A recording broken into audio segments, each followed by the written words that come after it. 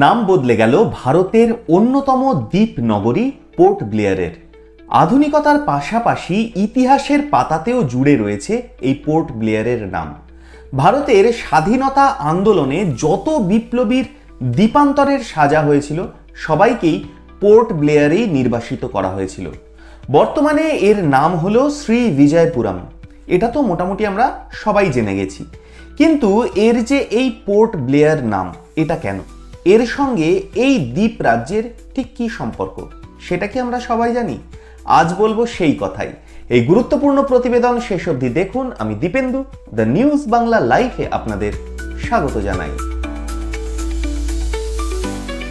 7 সমুদ্র 13 নদী পার, দ্বীপান্তরের আন্দামান।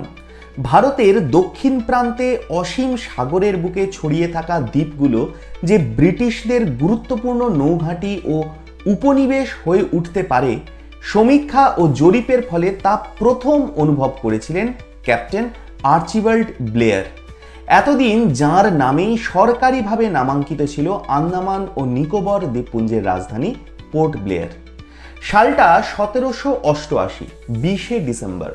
কলকাতা থেকে এলিজাবেথ ও ভাইপার নামের 2 জাহাজ নিয়ে আন্দামানের উদ্দেশ্যে রওনা হলেন আর্চিবাল্ড। তার আগেও অবশ্য এই কাজ তিনি করেছেন। 1771 সালে ব্রিটিশ ইস্ট ইন্ডিয়া কোম্পানির বম্বে মেরিন বিভাগে মিডশিপম্যান হিসাবে যোগ দেন তিনি। ভারত, ইরান ও আরবের উপকূল বরাবর তখন সমীক্ষা চালাচ্ছে ব্রিটিশরা, তাতেই যোগ দিয়েছিলেন এই আর্চিবাল্ড ব্লেয়ার। 1780 সাল উত্তমাশা অন্তরীপে জরিপ করতে গিয়ে ফরাসিদের হাতে বন্দী হন তিনি। ছাড়া পান 1784 সালে। ওলন্দাজদের কাছে হাত বদল হয়ে বহু কষ্টে তিনি ফিরে আসেন। সমুদ্র ও জরিপের নেশা তখন তাকে রীতিমতো পেয়ে বসেছে। 1786 থেকে 1788 সালে মলডিভসের দক্ষিণে চাগোস দ্বীপপুঞ্জ, কলকাতার কাছে ডায়মন্ড হারবার ও হুগলি নদীতেও সমীক্ষা চালান তিনি। তারপরে রওনা হন আন্দামান ও নিকোবরের উদ্দেশ্যে। তৎকালীন ব্রিটিশ গভর্নর জেনারেল লর্ড কর্নওয়ালিসের এতে বিশেষ আগ্রহ ছিল। মালয় জলদস্যুদের হামলায় ব্রিটিশরা তখন রীতিমতো নাজেহাল। 1788 থেকে 1789 সালের এপ্রিল মাস পর্যন্ত চলে ব্লেয়ারের আন্দামান অভিযান। গ্রেট আন্দামান দ্বীপপুঞ্জের দক্ষিণ পূর্বাংশে পা রেখেই তিনি বুঝতে পারেন দুর্দান্ত একটা প্রাকৃতিক বন্দর বা ন্যাচারাল হারবারে এসে পৌঁছেছেন। এখান থেকে জলদস্যুদের সঙ্গে লড়াই করা সহজ, উপনিবেশ হিসাবে ব্যবহার করা যাবে খুব সহজেই।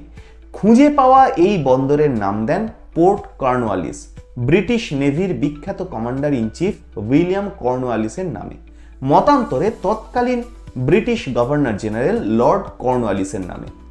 পরে অবশ্য ব্লেয়ারের সম্মানেই এই বন্দরের নাম পাল্টে রাখা হয় পোর্ট ব্লেয়ার।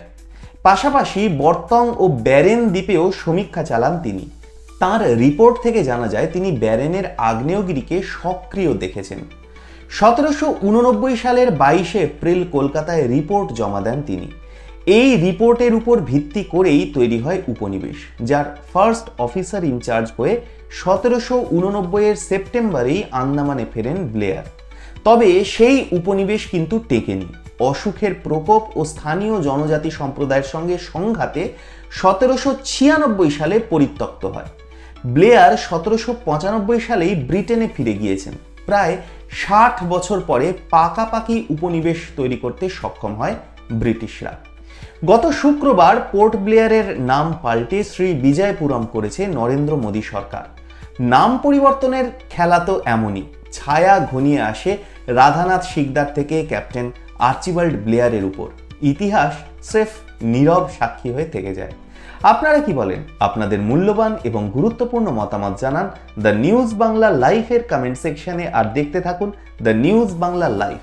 দুর্নীতি রাজনীতির বাইরে এই ধরনের সব খবর জানতে চোখ রাখুন কেবলমাত্র দ্য নিউজ বাংলা লাইভে।